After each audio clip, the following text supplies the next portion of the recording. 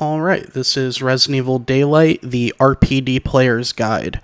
The RPD is an extremely defensive role, and is not a slot for people who like to play overly aggressively. You're going to be doing a lot of defending, a lot of watching, and a lot of waiting for your enemy to make a mistake.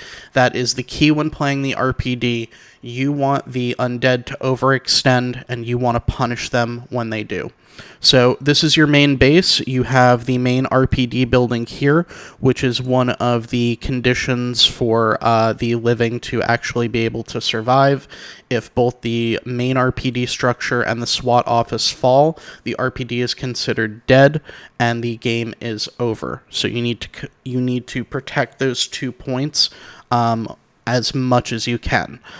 There's a lot of defenses around the RPD. They're not easy things to take, but Nemesis can cut a big hole in them by himself, so you always need to have your defenses ready. Controlling the corridors using your squad cars is an extremely useful tactic, and can help you without needing too many units inside the RPD itself, so that you can make moves for expansion.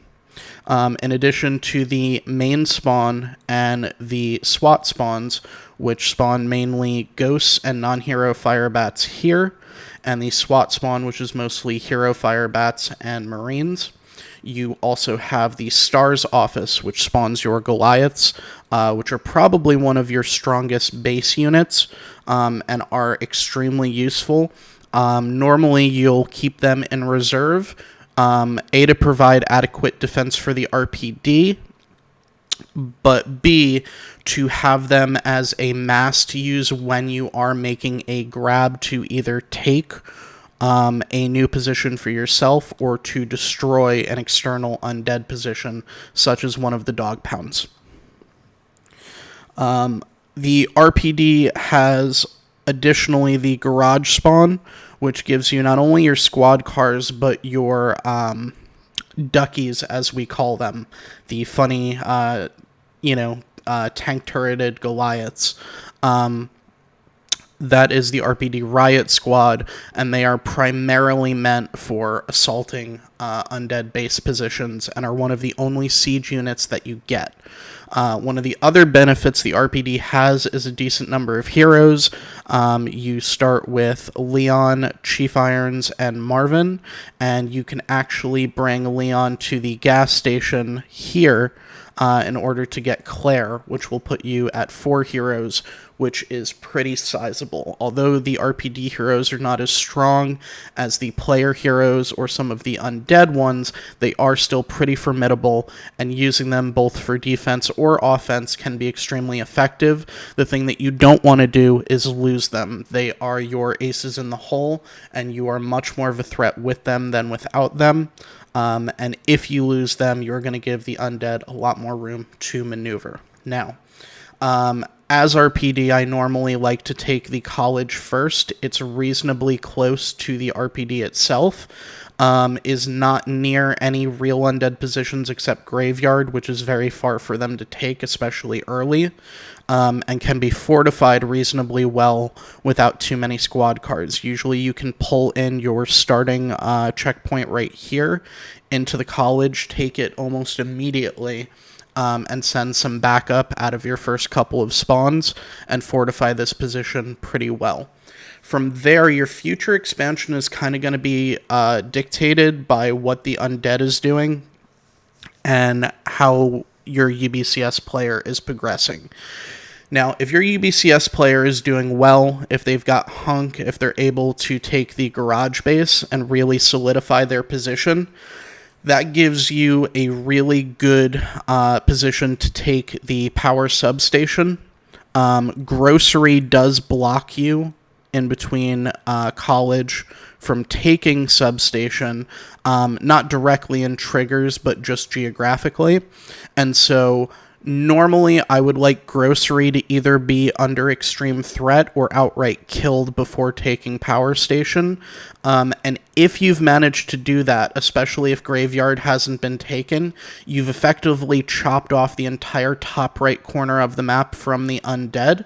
It also allows you to further secure the trolley car so that Nemesis cannot go to the clock tower and get his rocket launcher power up, which I would say is arguably the biggest way to put the RPD under threat, is by turning Nemesis into even more of a siege unit. The City Hall is very far flung and is very close to both the plant store and the motel for the undead. I don't like to take this location unless we're really doing well and we have a lot of good map control. Again, if my UBCS player is doing very well, if they're projecting a lot of power, if I feel like the lab and the garage and maybe even the facility are all taken and projecting a lot of power onto the map, that's where I'm going to feel safe taking City Hall, where I'm going to be able to hold it. And safe is the key for the RPD. You do not take locations you can't hold. These locations are invincible until you take them, and once you take them, they become vulnerable, and once they die, you cannot get them back. Now, the most valuable location for the RPD to take is Raccoon City Hospital here, but it is also one of the most isolated, being towards the bottom left corner of the map. It is under direct influence from the motel. It is reasonably close to the plant store, and although the entrances don't put it as easy to be accessed from the park, it is still geographically pretty close. It is not hard for the undead to mount an attack on this location. With its two different entryways, one of them being very close to the sewer side exit for the sewer player, this is a very vulnerable position and not one that you should take unless you're absolutely sure you can hold it. The value of having medics, both for yourself when they spawn, as well as the ones that can be armed by hero players, is extremely, extremely valuable. And once the hospital is killed, you are put in a worse position than you would have been in than not taking it at all. Finally, if the RPD does hold all possible positions, so hospital, city hall, power station, college, and all starting RPD spawns, that does trigger your extra tier of spawning, and will make you much stronger and puts you in a very great position to project power onto the map, whether you want to do so directly at the park's east entrance, or go directly into the sewer to start pushing on them. What I normally like to do is save up a reasonable amount of the hero SWAT fire bats, which are extremely powerful units that often get overlooked because they are short range. And when the UBCS player pushes in from lab and facility onto the sewer player, I like to hit on this flank as well so that UBCS can focus on moving to the left. I can come in on the right and we can crush the sewer player before we make our move on the park. 9 times out of 10, taking sewer before park is going to be the easier option. Again, RPD should play defensively, should wait for the undead to waste units or make moves that they absolutely, cannot recover from, and then capitalize on those mistakes where they can. The last thing I'd like to mention is to always keep an eye on the UBCS clock tower. It's pretty close to you, even though most undeads are going to occupy this side street area, both to keep the heroes away from the gun store and to keep you and the UBCS separated.